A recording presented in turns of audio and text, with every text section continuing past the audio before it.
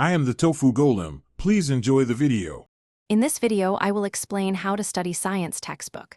Start by previewing chapter headings, figures, and summaries before reading details. Skim to spot vocabulary, bolded ideas, and diagrams so you know what to prioritize. Set a study goal and estimate time for each section. This simple habit reduces overwhelm and makes deep reading much more focused and effective for retention and quick review. Use active reading to convert passive pages into learning opportunities.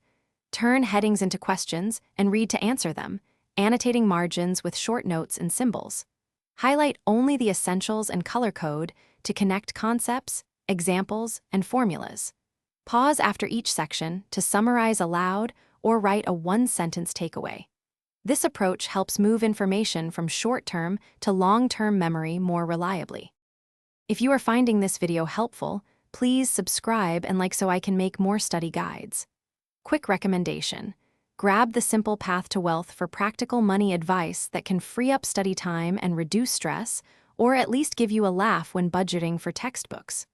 Check the description for the link and other deals, and if you enjoyed that tip, now let's get back to the video.